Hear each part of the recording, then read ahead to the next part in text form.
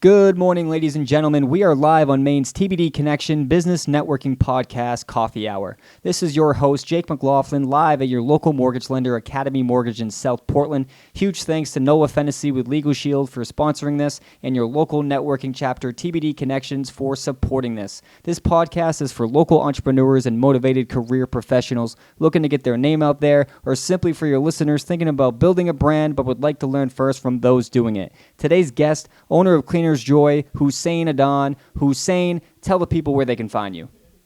Yeah, so we're actually based out of Portland, Maine, but I live in Brunswick, and we service most of southern Maine.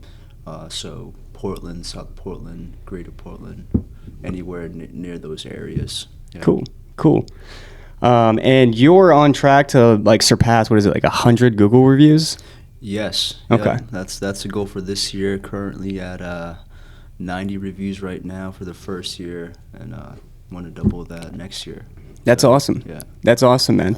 So before we get into really what makes you, different from your competitor, before we started this, you were talking about you were not even born in the U.S. You basically came here from a different country, started from scratch. Yeah, man. So I was born in a refugee camp in Kenya. It actually still exists today. It's the Dadaab camp, and my parents came to the U.S. In 99, 2000. We went straight to Georgia, Atlanta, Georgia, and we were there for 2-3 years, and then made the trip to Lewiston, Maine. Wow. Yeah. That's crazy. And been here ever since. How old were you when you first came to the States? The States, I was probably 1 or 2 years old. So One I or was two. born right in the refugee camp, and then the U.S. granted access to people to come to the U.S. and we were excited. We had to leave some people behind, but my dad and my mom, they both made it. We all made it, and we just wanted a different opportunity, and here we are now. That's awesome. Yeah. That's awesome. So as you get older, you graduate from high school. Did you go to college? Yes, yep. I went to USM. All right. Yeah. So you go to USM, and what'd you go to school for? I went for school for marketing, but for freshman, sophomore year, I was undecided. I didn't want to do any math, so it's all right, business is pretty easy, so why not take that? Right. Yeah. Right. Yeah, I feel like I went to USM myself, and halfway through, I started to kind of think you can almost feel the student loan debt rising. Oh yeah. And that's when you're all right, what am I doing here? I really gotta dial in on what it is I'm gonna do for a career. Of course. So you graduate USM, and then after that, you just dive right into this cleaning company, or? So let's go back at USM. Yeah.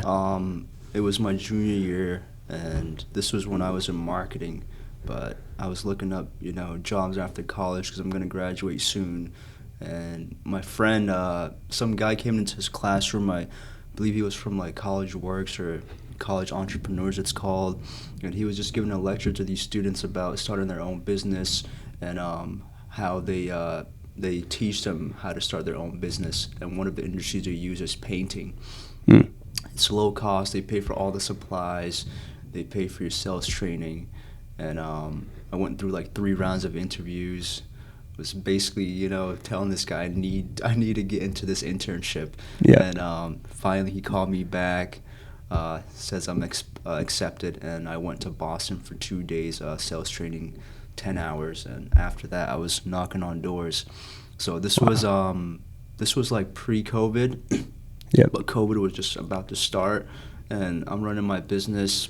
I have nothing coming in, trying to find customers, knocking on doors, and I remember it's right when the lockdown started, when I was knocking on doors, and people are looking out their window what's this guy doing?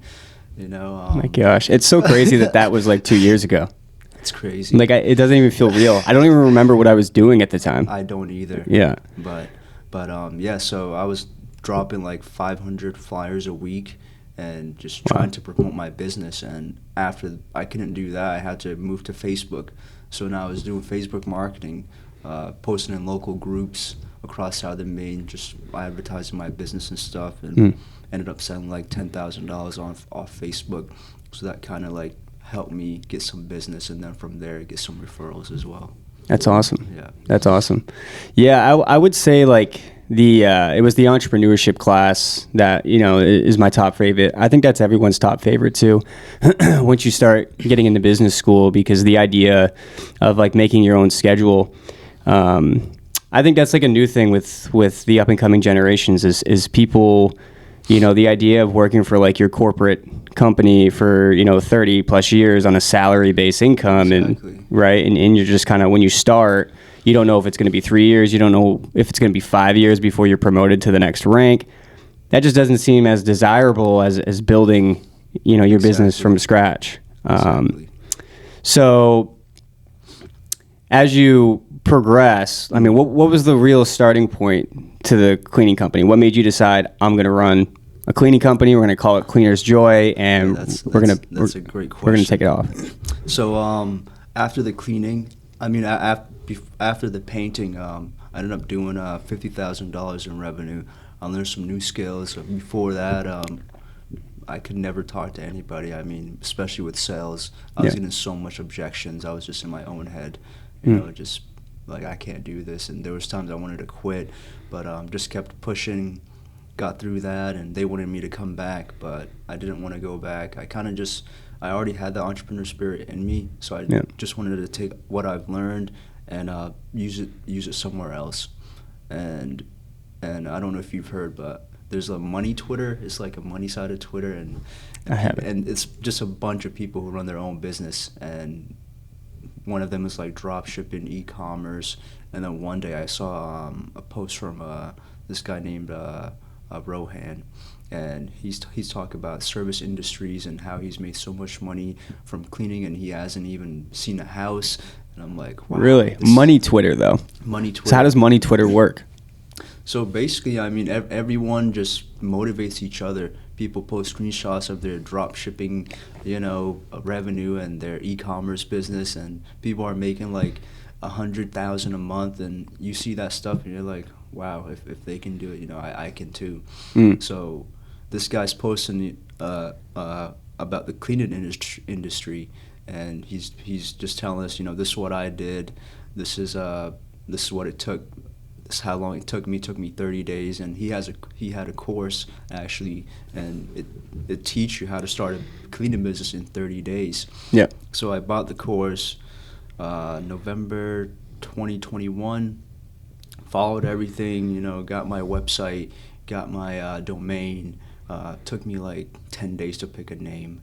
I mean, every name was like taken, or it cost like $10,000 for a domain. Right. Yeah, and, I forget like the search database for it, but you pretty much just put in a name and it tells you. You can go to like GoDaddy. You can go to I think it's called Namecheap. Yeah, Namecheap.com. Yeah. And they have like all these different, you know, domains, and one of like companies I was thinking of was like King of Cleaning, or you know, another one was like Cleaners Unit. My friend has that one, and then I was talking with my girlfriend, and I was like, Cleaner's Joy.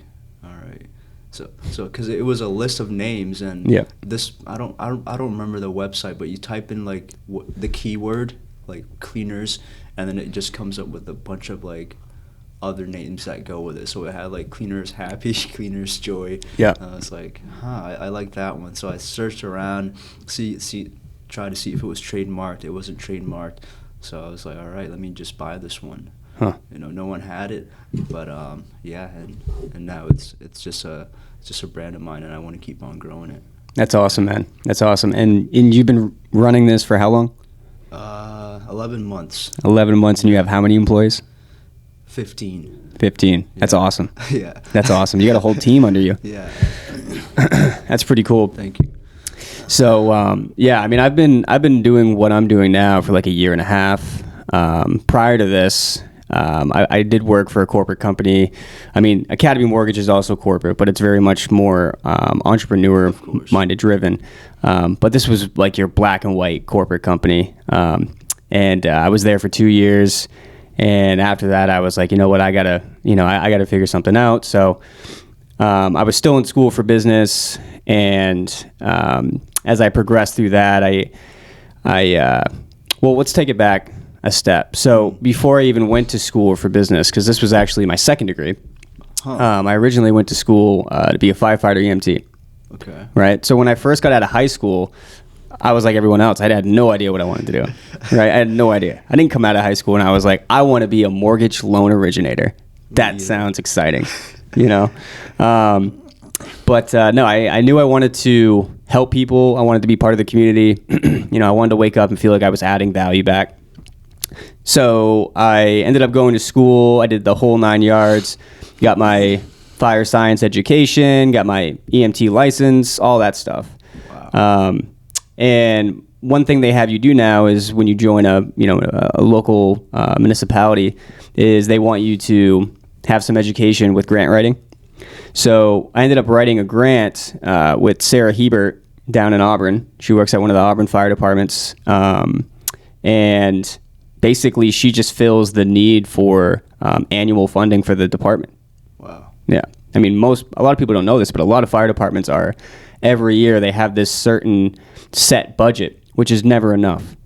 You know, and in that field, I mean, when you're on a budget, you know, everything you buy is for like safety. Wow. You know? Yeah, that makes sense. So, I ended up writing a grant on something to do with, it had to do with like the protective pants that they wear to protect them from carcinogens off like burning chemicals from the fire. And there was like two crew members that they actually had. One had like testicular cancer, and then another one had something similar to that, which was, you know, presumed to be from not having the protective gear they need. They were basically re-wearing this dirty gear from fire to fire, because that's all they had. They didn't have a second pair of turnout gear. So, yeah. So Sarah, basically she gave me like, she had a whole stack of like 20 grants. And she's like, here, take anything you want, read through it. But what I liked most about Sarah was that her role was kind of proving her point with numbers. Mm-hmm. And that's what hit home with me. And I was like, I really like that. If I, you know, because I've always been a data guy. Mm-hmm. You know, if I ever go do business with somebody, I always look at the reviews. If I'm buying a car, then, you know, I'll take a day, I'll read over the information. Maybe I'll look for a second opinion elsewhere. But I want data to make me feel like I'm making the right decision. So that's how I ended up getting into finance, worked my way through finance, and then I ended up really becoming closer with my brother-in-law, who he actually owns a property management company, and he does quite well for himself in real estate. So I started looking at real estate as kind of something I could become more involved with. Mm-hmm. And real estate just makes so much more sense to me. You know, I mean, when you think of investing in stock or a mutual fund, anything like that, there's always that high risk, you know, that you could just lose, you know, potentially is 100% of your investment. But with real estate, there's so much data to show. Like, I mean, literally over the last 100 years, with all its ups and downs. I mean, some years, you know, even with inflation right now at, you know, 7-8%, I know a lot of sellers capitalized on that 6 months ago, but then you also have the lows of like 07 and 08 when we had the mortgage crisis. Of course, yeah. But through thick and thin, over the last 100 years, you still have an annual 3% increase in equity just from buying a single family home and holding that. And that's not even taking into account rental income. So, you know. Real estate's the best way to really make money. Right. So I think for like any of like your local entrepreneurs like yourself, anyone that's trying to, you know, build a business from scratch, I'd say the biggest thing is really to believe in what you're doing. Exactly. Yeah. Exactly. Because there's going to be more days than not where you wake up and you're like, geez, I'm crow. I have 14 guys I'm supposed to direct today and I don't even know.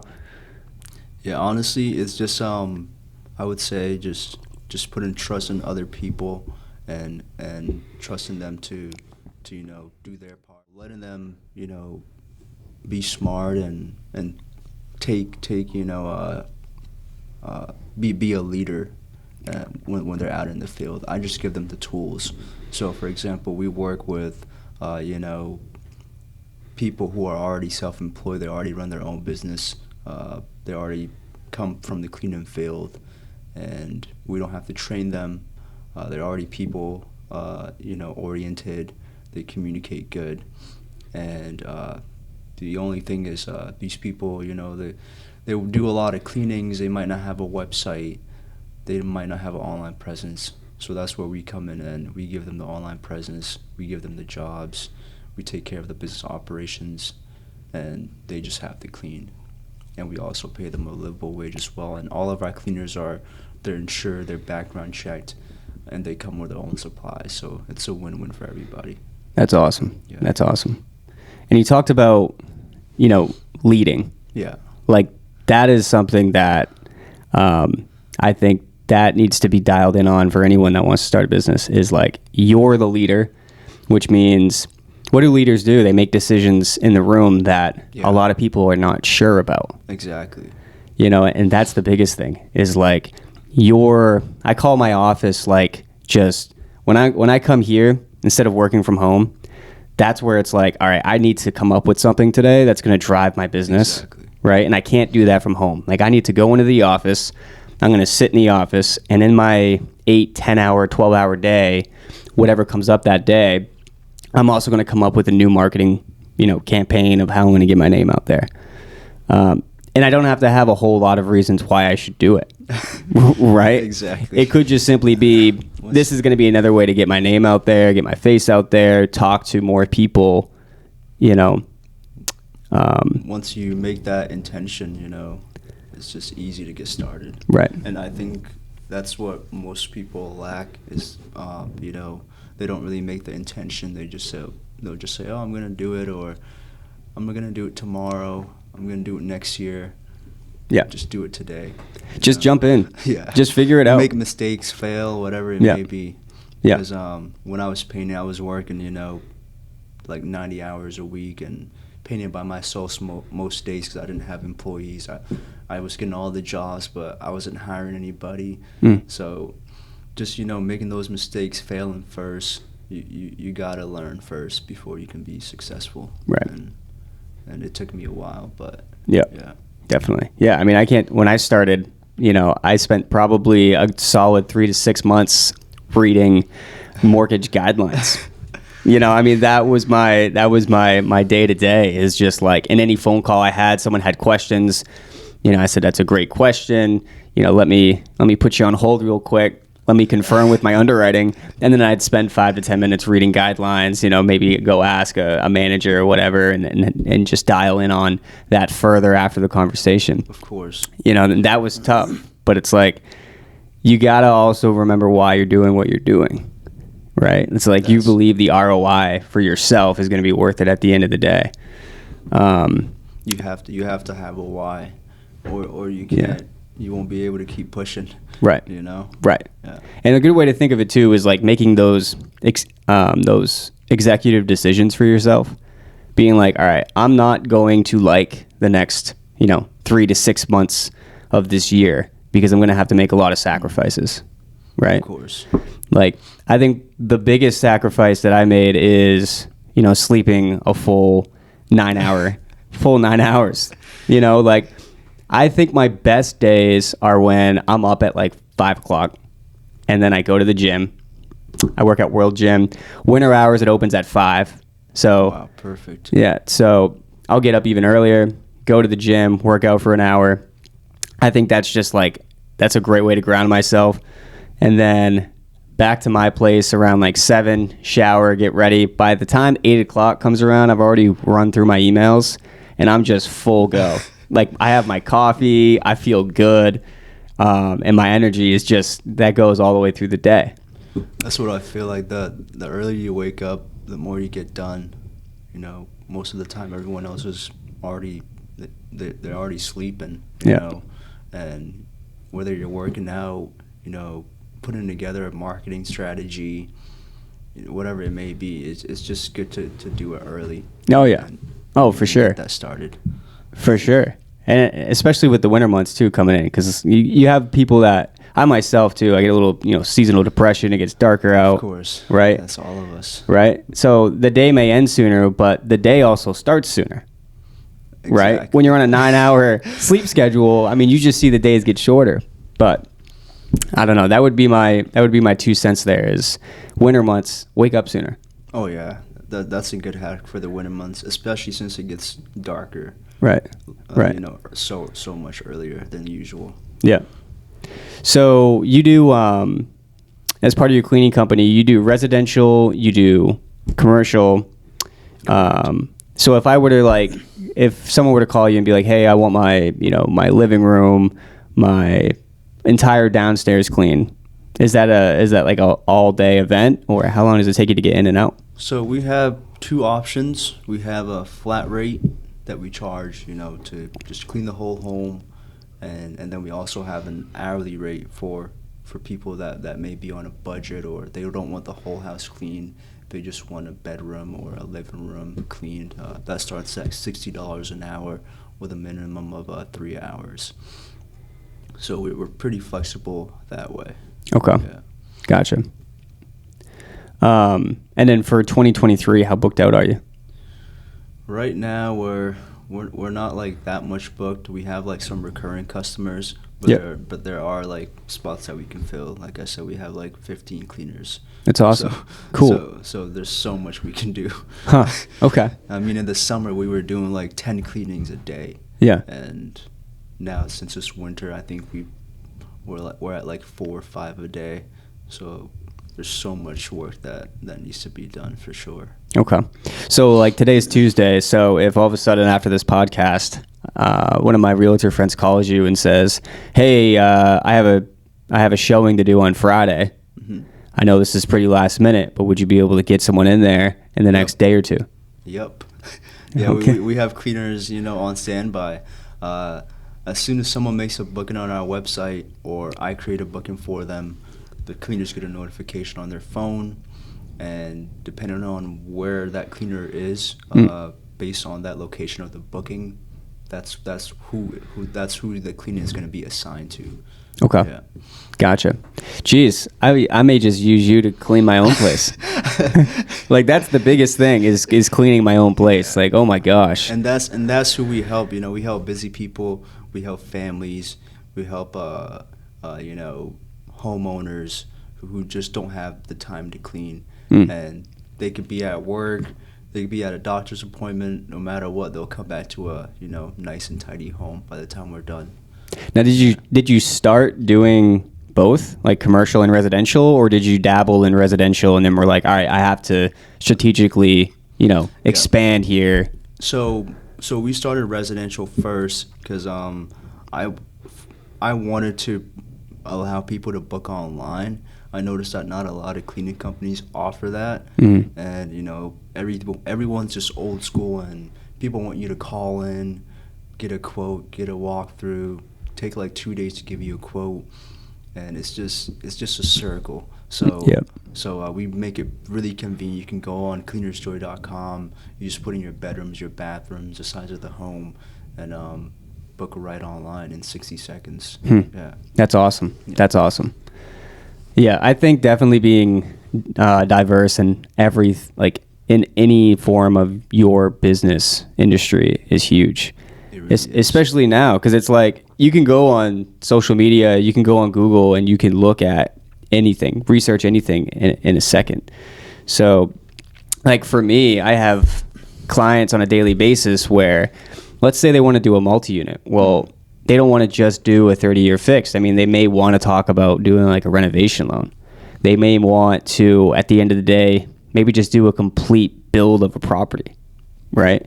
So having to be diverse, and not only the mortgage specific stuff, but also having people on hand that can do that stuff too. Of course, it's good to have everything in-house. Yeah. And that's where I'm leaning towards to in the future. There's people that call in, do you offer carpet cleaning? We don't do that yet, but that gives me an idea. Right. So now I can look up, the best carpet cleaning vacuums or whatever, and right. and give that to my team and start offering those services. But I did start residential, then move into commercial, because one of my cleaners, he said he does a lot of commercial on the side, and it's just a lot of money to be made on that industry. So Yeah. did that, and now we also do Airbnbs. We like to limit how many Airbnbs we take in, but yeah, it's been great too. Cool. Yeah. That's awesome. That's awesome. So 2023 is coming up, and for some goals that you have for next year, what would you say is the biggest one? So first is getting more cleaners. I want to be able to not even say that I can't do it. Like if someone booked a job today, I want to be able to get a cleaner out there. Okay. Or tomorrow. All right. So you're hiring. Yep. So always Okay. hiring. Get some more commercials. Right now, we're at like 6 or 7 commercials. So trying to get more commercials so it matches the residential side of the revenue.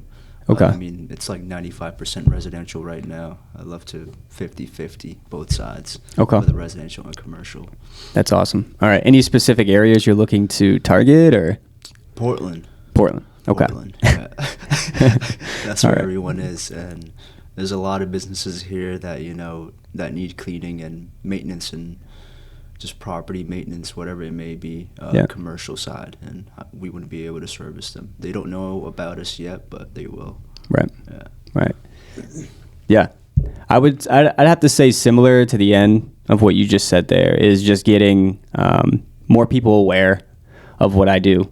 Right. Like, the reason why I ended up where I'm at is because I can do pretty much like every loan product. Like even land by itself can't do that. But if we do a build on top of it, then we can roll that all into the same transaction. And whether we're doing, like I said, a complete new build or a multifamily investment property, Yeah. if we have to tie grant assistance into the equation, down payment assistance, whatever it may be, I have all the tools, at my disposal. And then on top of that, my go-to mentor, Tamika Donahue, she's been in this business for like 20 years. And before I got hired, she explained to me, if you're in the office more than, 20% of your work week, then you're doing it wrong. Wow. Because you should be out there getting, shaking as many hands, having as many conversations as you can.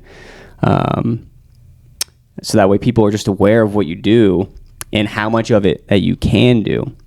So for like my 2023, I really just want to get my name out there. I want to have over 100 conversations a week.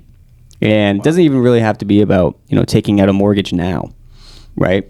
Let's just talk about your thoughts and ideas related to real estate and then get you in a position where it's 3-6 months out, then you can buy, That's a good thing. It's just I would say it's just being top of mind. Yeah. Whatever it may be, making those connections, and then when they do need something or someone they know needs something, then they think of you.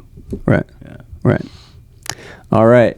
So this was the first podcast here at your South Portland office, Academy Mortgage.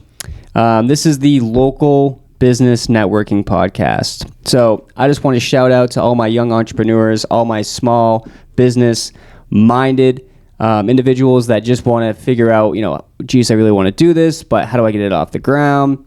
I want you to watch this podcast, and I also want you to know that you have a free invitation to be on this podcast. We want to talk. We want to troubleshoot. At the end of the day, really just kind of motivate each other. Exactly. Right? And then maybe just sit back and just be like, look, this is, these are my trials and errors. This is how I got to where I'm at. And I'm going to keep going. So, Oh, man. yeah, dude, I love having you on here, Hussein. So I will, I'll see you soon, and we're going to keep rolling.